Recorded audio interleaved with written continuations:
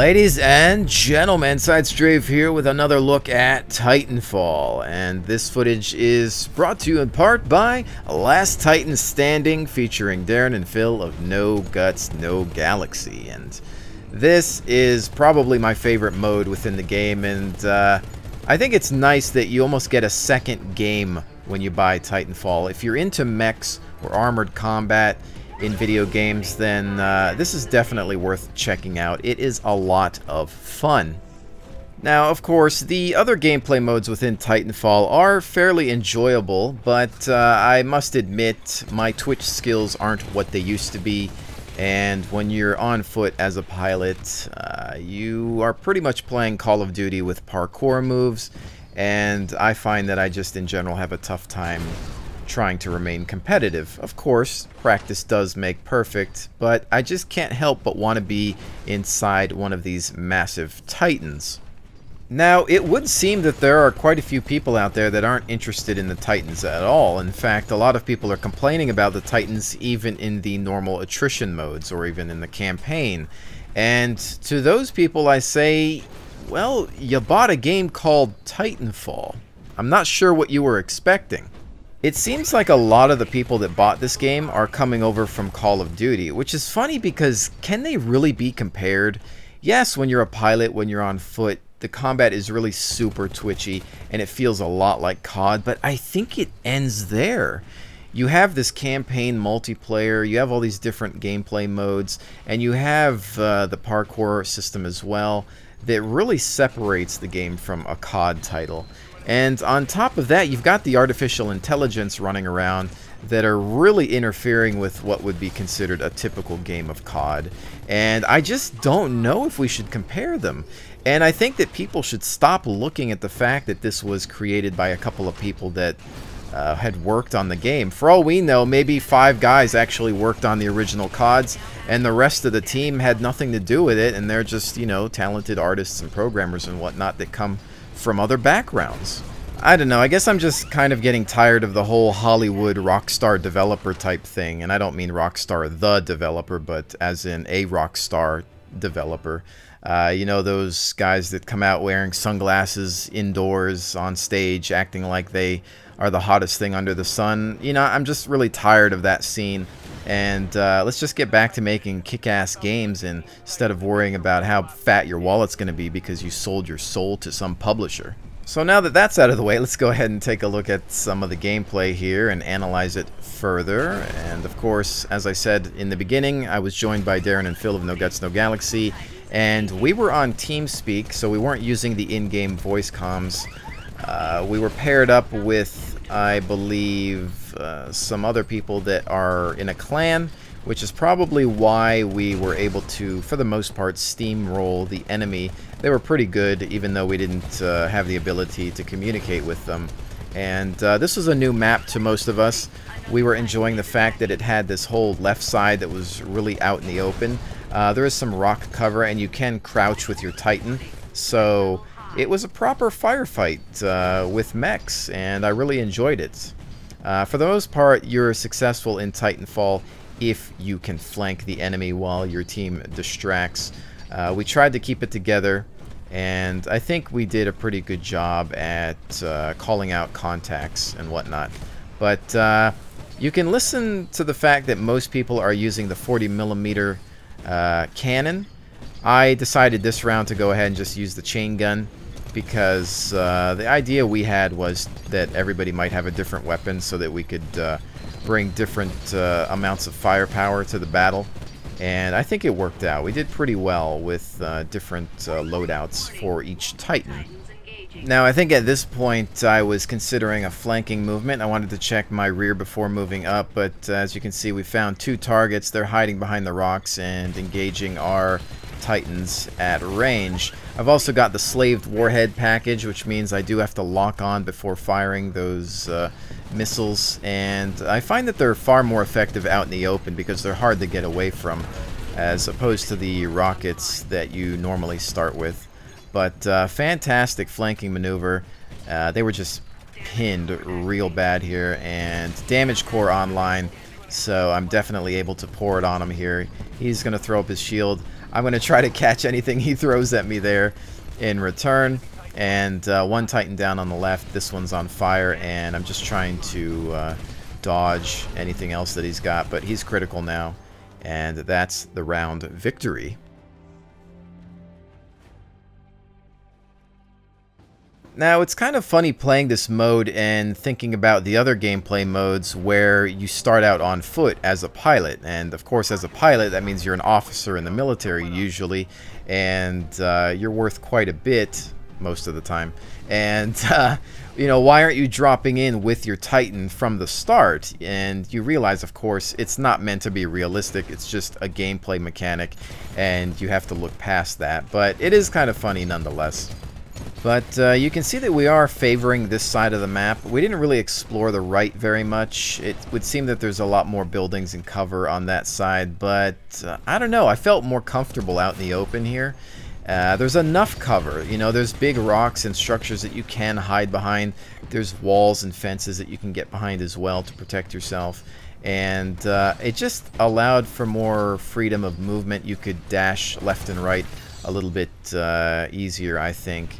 And if I do have a complaint, it might be with some of the maps. I feel like a lot of them are extreme bottlenecks, very small maps, and I really wish that there were a few more larger scale ones, and I hope that maybe with some of the DLCs they release over the course of a year that we see some additional large scale levels.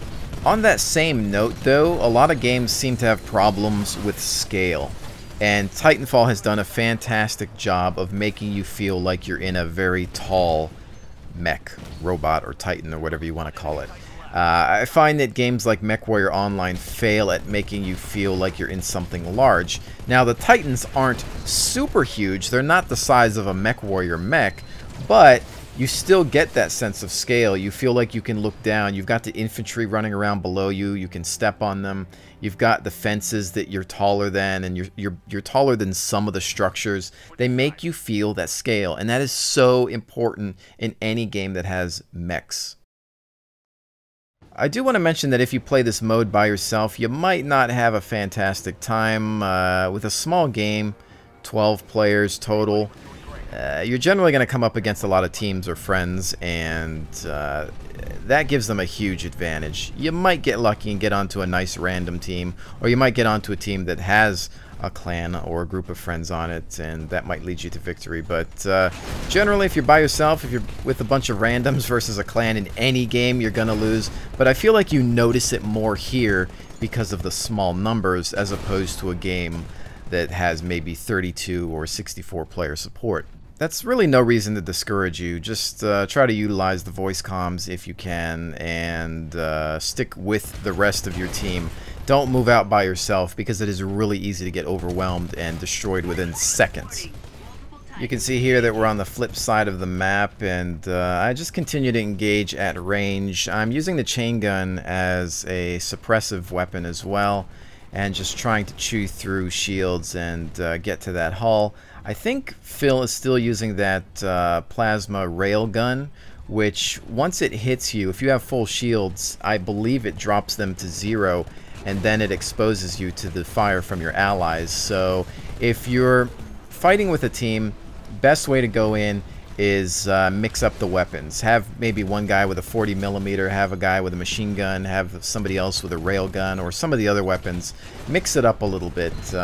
You know, it's not bad to have some of the same weapons, but I think that if you could field a whole team of 6, then just try to get some variety in there. Change up the ordnance as well, and work on creating loadouts that complement each other. Now again, our team for the most part was unstoppable. You can see the player numbers in the lower left-hand corner. They've got 2 Titans remaining, I believe, and they took refuge within the village here, and we just started to move in on them. There's another one, critical. You can see him blow up behind the building, and we've got eyes on the final Titan, so we're just trying to press him. And we're just rushing at this point. We've got nothing to fear. One guy left, and he's down before we can get to him. Everybody on the team is looking to get that kill, but all you can do is try to run and hopefully get there in time. This is last Alright, our next matchup, new map, and I decided to jump into a different Titan. This is the Ogre, and I believe it was the stock variant, which comes equipped with the 40mm semi-auto cannon. This guy can take a lot of punishment, and I thought that it would add to the current loadout that we have with the rest of the team, because most everybody, I believe, was in an Atlas. I don't know if I see any other Ogres or Striders loaded up, but regardless, we still managed to do pretty well, so it didn't really matter too much. This map had a lot of interesting bottlenecks. There's some interiors that the Titans can go into, and there seems to be a couple of different pathways. Here's one that we're running down now. There's another one on the other side of the map, I believe, and then you've got this bridgeway overhead that goes into this ship or structure. I think it's a ship, and it can be tricky. You got to watch the top side as well. But again, we just tried to coordinate and keep them pinned. There is a point where I think you can kind of maintain the ship as a defensive structure and shoot through the windows and this rampway, obviously. But this guy's just coming into some fire. I think he's got some sort of grenade launching weapon, which I don't think the shield really helps with. A lot of the rounds end up at your feet, so you have to be careful. And then we've got another contact right as we were trying to make our way into the ship and just letting them have it. I think at that point Phil was saying we got to get inside, so I stopped firing and just make my way inside. But anyway, by that time the round was over. One thing I'm curious about is how many exits that ship has, because I know there's one on this side that we're staring at now, and then there's one on the other side. I don't know if there's a third somewhere, because if you think about it, a good team could keep an entire enemy force pinned in there. You have 3 Titans on one side and maybe 3 on the other, unless there's another way out somewhere else. I don't know, maybe you could split the team differently in that way, but you probably don't want to be trapped in that confined space for too long. And I think it's something that I'll have to investigate further. I'm quite enjoying the variety of weaponry the Titans have access to, as well as the kits and ordnance packages.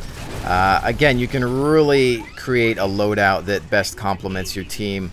I really like that part of any game. I like discussing, okay, who's going with what? You know, what weapon are you taking? What weapon are you grabbing? I'll grab this. You can see there, Phil popped smoke, electric smoke, which you can use to cover retreat, or obviously get pilots off your back. It can also, I believe, disrupt enemy Titans, but you can see me just punching the air there in defiance of the enemy team.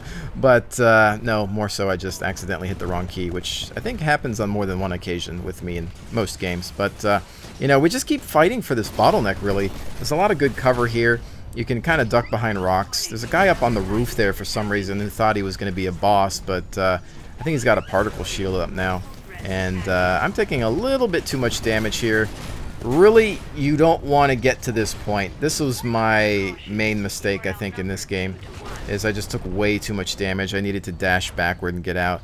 Usually, you want to use up your shield. Once that's down, fall back so you don't take any hull damage. Recharge a shield, go back in. In that case, I think that I just got caught up in the moment.